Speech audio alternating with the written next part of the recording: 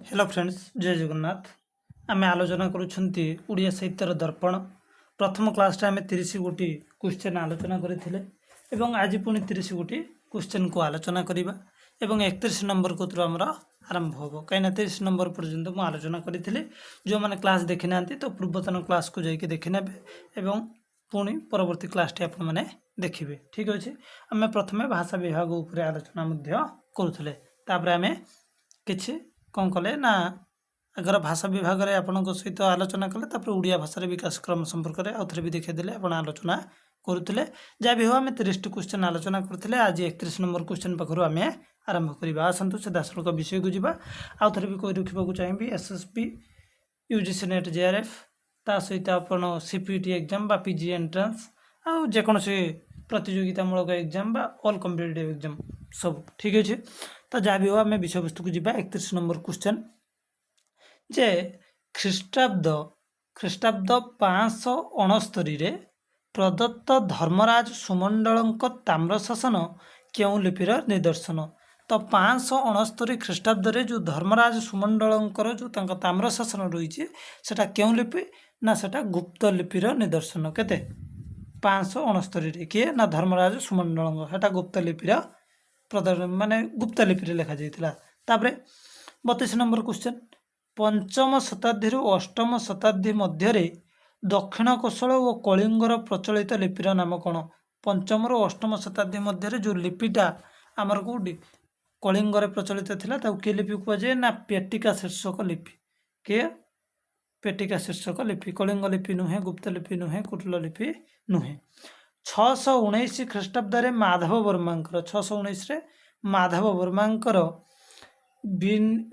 निबिना के 619 ख्रीष्टाब्द माधव वर्मा निबिना ताम्रशासन क्यों उड़िया शब्दर निदर्शन मिले कुंभार कौन कुंभार शब्दर निदर्शन मिले कार ना 619 माधव वर्मा निबिना ताम्रशासन ठीक अच्छे कुंभार शब्दर प्रयोग प्रथम होता तीनो शब्द उड़िया शब्द यहाँ तो 34 नंबर क्वेश्चन देखा केते शताब्दी अनंत देव वर्मांकर मंजूषा ताम्रशासन 15 बा 15 भितरु बा अभ्यंतर शब्दद्वयर निदर्शन मिलता दशम शताब्दी केते 619 प्रथम कुंभार शब्द मिलला पुणी दशम शब्द बेलू आमको कौन कौन मिलला ना 15 आउ भितर केते दशम शताब्दी आमको मिलता ठीक अच्छे तापर आम 35 नंबर को जीवा कलिंगर गंगवंशीय राजा माने व्यवहार करुथिबा कलिंगर गंगवंशीय राजा माने व्यवहार करुथिबा कलिंग लिपि केते शताब्दी मध्य ओडिशार प्रचलित थिला तो ये जो कलिंग लिपिर समय सीमा आम जो देखा केते ना सप्तम रु एकादश कहीं गंगवंश राजत्व देखने आपण मैंने ठीक अच्छे तो जहाँ भी हो सप्तम रु एकादश शताब्दी मध्य होता दशम एकादश नुहे अष्टम नुहे सप्तम अष्टम नुहे ठीक अच्छे सप्तम रु एकादश तापर आम 36 नंबर क्वेश्चन को जीवा प्रत्न बंगला लिपि क्यों लिपिर परवर्ती विकास प्रत्न बंगला लिपि क्यों लिपिर परवर्ती विकास आम जदि देखा ब्राह्मी लिपि नुहे पेटिका शीर्षक नुहे किए हो पार प्रत्न ओडिया लिपि नुहे कलिंग लिपि हूँ प्रत्न लिपि बा प्रत्न बंगला लिपि क्यों लिपिर परवर्ती विकास ठीक अच्छे तो कलिंग लिपिर परवर्ती विकास ठीक अच्छे तापर देख गंडी बेढ़ा जो गंडी बेढ़ा बौद्ध मूर्ति खोदित अभिलेख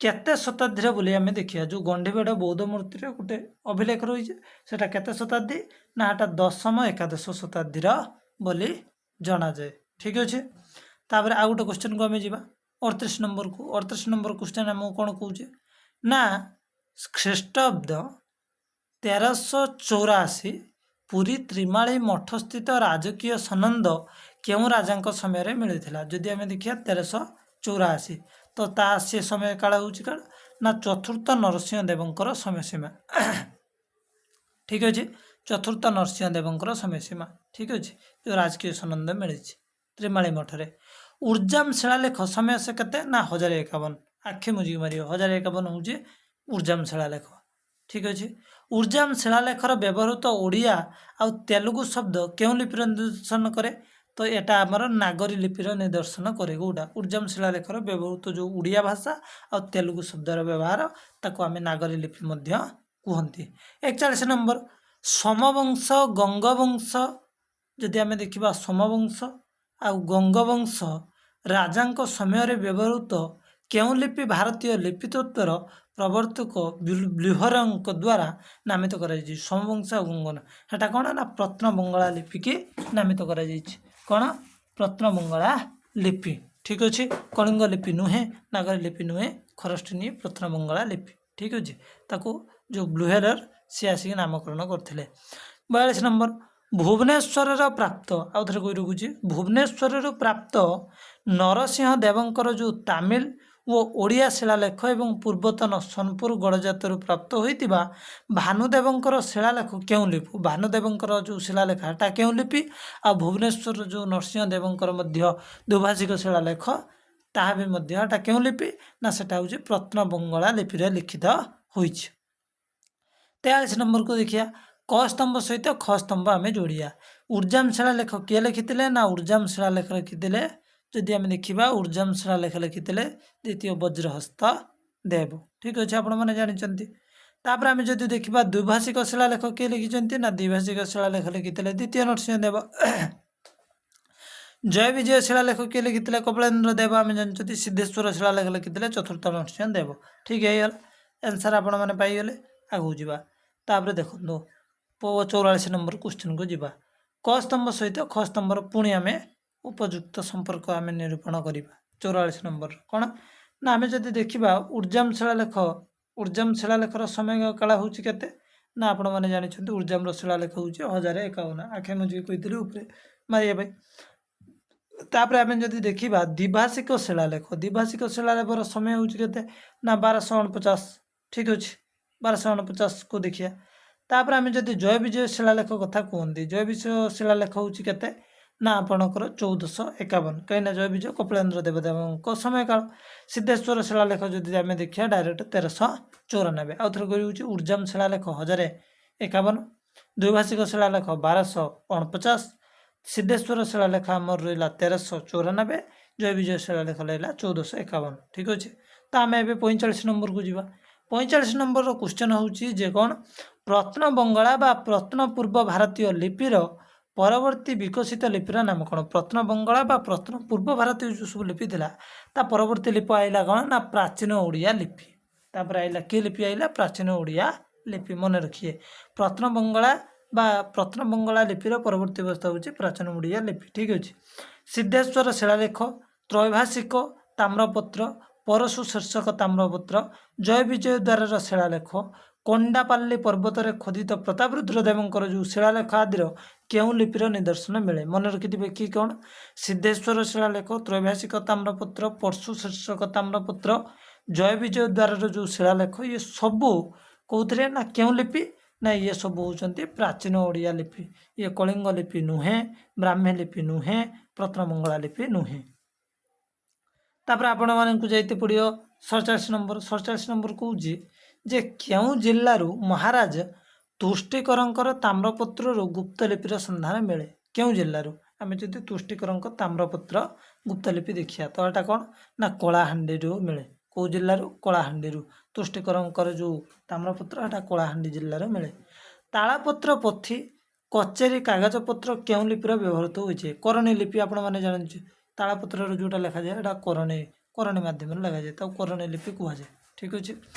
तो कौन क्यों लिपिर व्यवहृत हुए ना करणी तापर क्यों लिपि को सिद्ध मातृका लिपि कहुए ना सूक्ष्म कुणी ताको सिद्ध मातृका कहुए जो लिपि विषय पढ़े आपको डिटेल्स कहीदेवी देखो ये सर्टकट्रे पढ़ाला आ गए डिटेल क्लास से डिटेल क्लास रे आपण मानक सब कहुए पूरा चैप्टर वाइज चैप्टर पढ़ेबी ठीक अच्छे। आप भाविन जे एमसेमती मुझे सब बहुत सुंदर भाव में बही सीधा आपण सम्मुख को आने आप निजे ही देखिए और से अनुसार क्लास भी आप निजे देखिपारे नोट करेंगे ठीक अच्छे।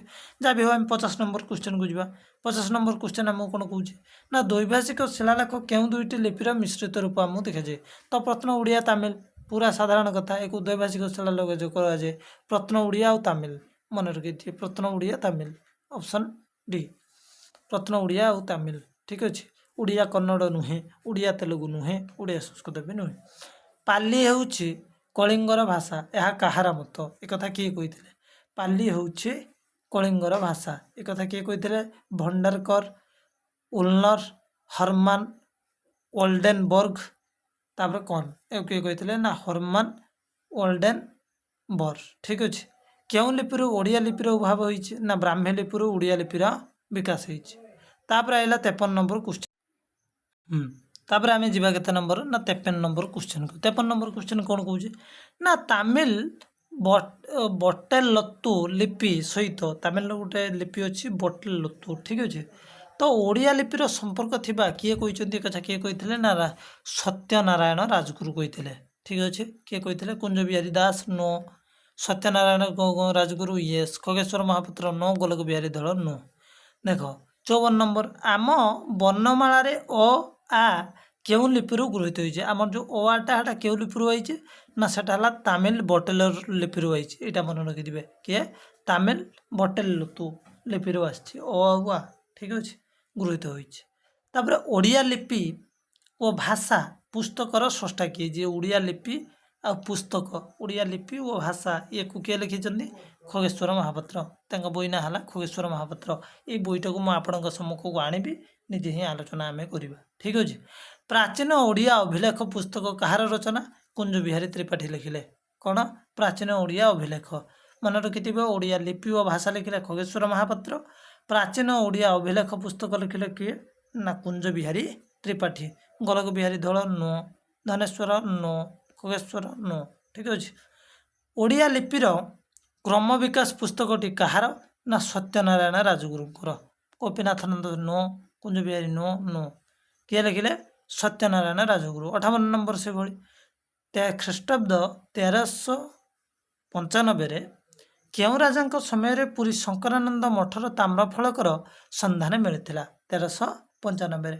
କ'ଣ? କେଉଁ ରାଜାଙ୍କ ସମୟର ପୁରୀ ଶଙ୍କରାନନ୍ଦ ମଠର କେଉଁ ରାଜାଙ୍କ ସମୟର? ନା ଚତୁର୍ଥ ନରସିଂହଦେବଙ୍କର ସମୟର। ଠିକ୍ ଅଛି। ତାମ୍ରଫଳକ ସନ୍ଧାନ ଚତୁର୍ଥ ନରସିଂହଦେବଙ୍କ ସମୟ। ତାପରେ 59 ନମ୍ବର କହୁଛି କ'ଣ? ନା କେତେ ମସିହାରେ କଟକରେ ଉତ୍କଳ ଭାଷା ଉଦ୍ଦୀପନୀ ସଭାର ଓଡ଼ିଆ ଲିଖିତ ସମସ୍ତ ଗ୍ରନ୍ଥର ତାଲିକା ପାଇଁ ପ୍ରସ୍ତାବ ଦିଆଯାଇଥିଲା? କେତେ ମସିହାରେ? Very important question. କେତେ ମସିହାର କଟକର ଗୋଟେ ଉତ୍କଳ ଭାଷା ଉଦ୍ଦୀପନୀ ସଭା ବସିଲା ଏବଂ ସେଠାରେ ଆମ ଓଡ଼ିଆ ଲିଖିତ ଓଡ଼ିଆରେ ଲେଖାଯାଇଥିବା ସମସ୍ତ ଗ୍ରନ୍ଥର ତାଲିକା ପାଇଁ ପ୍ରସ୍ତାବ ଦିଆଗଲା? କେତେ? ନା 1867 ମସିହା ଜୁଲାଇ 28 ତାରିଖ କଥା ଆମେ ଯଦି କହିବା। ଏଟା ନୁହେଁ, ଏଟା ନୁହେଁ, ଏଟା ନୁହେଁ, ଏଟା ନୁହେଁ। ଠିକ୍ ଅଛି। 1867 ଜୁଲାଇ 28। ଓକେ। ତ ଦେଖ 1872 ଖ୍ରୀଷ୍ଟାବ୍ଦରେ ହଣ୍ଟର ସାହେବ ଯେଉଁ ବିଶିଷ୍ଟ କବିମାନଙ୍କର ଏକ ଗ୍ରନ୍ଥର ତାଲିକା ପ୍ରସ୍ତୁତ କରିଥିଲେ, ତା ନାମଟା କ'ଣ? କ'ଣ? ନା ଆଉଥରେ କହି ରହୁଛି, 1872 ମସିହାରେ ହଣ୍ଟର ସାହେବ ଯେଉଁ ବିଶିଷ୍ଟ କବିମାନଙ୍କର ଏକ ଗ୍ରନ୍ଥ ପ୍ରସ୍ତୁତ କରିଥିଲେ, ତା ନାମଟା କ'ଣ? ନା ଦ ଲିଟରେଚର ଅଫ୍ ଓଡ଼ିଶା। କିଏ ଲେଖିଥିଲେ ଏଟାକୁ? ହଣ୍ଟର ସାହେବ। କିଏ? ହଣ୍ଟର ସାହେବ। ଠିକ୍ ଅଛି ଫ୍ରେଣ୍ଡସ୍, ବହୁତ ବହୁତ ଧନ୍ୟବାଦ। ଆଜିର 30ଟି କ୍ୱେଶ୍ଚନ୍ ପୁଣି ଆମେ ଆଲୋଚନା କଲେ। ଆଗଥରକ ଆମେ 30ଟି ଆଲୋଚନା କରିଥିଲେ, ଆଜି ଆମେ 60 ପୁଣି 30ଟି କ୍ୱେଶ୍ଚନ୍ କରିଦେଲେ। ପରବର୍ତ୍ତୀ କ୍ଲାସ୍ରେ ଦେଖା ହେବ ପୁଣି 30ଟି କ୍ୱେଶ୍ଚନ୍ ସହିତ। କାହିଁକିନା ଏଇ ଯେଉଁ କ୍ଲାସ୍ 30ଟି କ୍ୱେଶ୍ଚନ୍ ହିଁ ଆଲୋଚନା ହେବ। ପ୍ରତ୍ୟେକ ଦିନ 30ଟି ଲେଖା କ୍ୱେଶ୍ଚନ୍ ହେବ। ସକାଳୁ 30ଟା, ସନ୍ଧ୍ୟାବେଳକୁ 30ଟା। ଠିକ୍ ଅଛି। ଡେଲି 60ଟି କ୍ୱେଶ୍ଚନ୍ ଆଲୋଚନା ହେବ, ତା ସହିତ ଲଙ୍ଗ୍ କ୍ଲାସ୍। ଠିକ୍ ଅଛି। ଆପଣମାନେ ଦେଖିନେବେ। 30ଟା ଲେଖା କ୍ୱେଶ୍ଚନ୍ ଆମେ ଆଲୋଚନା କରିବା। ବହୁତ ସୁନ୍ଦର ହେବ। 10ରୁ 15 ମିନିଟ୍ ଭିତରେ, ଆଜି ମଧ୍ୟ 13 ମିନିଟ୍ 14 ମିନିଟ୍ ପାଖାପାଖି କ୍ଲାସ୍ଟି ହେଇଗଲାଣି। ଠିକ୍ ଅଛି। ବହୁତ ବହୁତ ଧନ୍ୟବାଦ। ପୁଣି ଆମେ ପରବର୍ତ୍ତୀ କ୍ଲାସ୍ରେ 61 ନମ୍ବର କ୍ୱେଶ୍ଚନ୍ ପାଖରୁ ଆରମ୍ଭ କରିବା। ଠିକ୍ ଅଛି। ବହୁତ ବହୁତ ଧନ୍ୟବାଦ।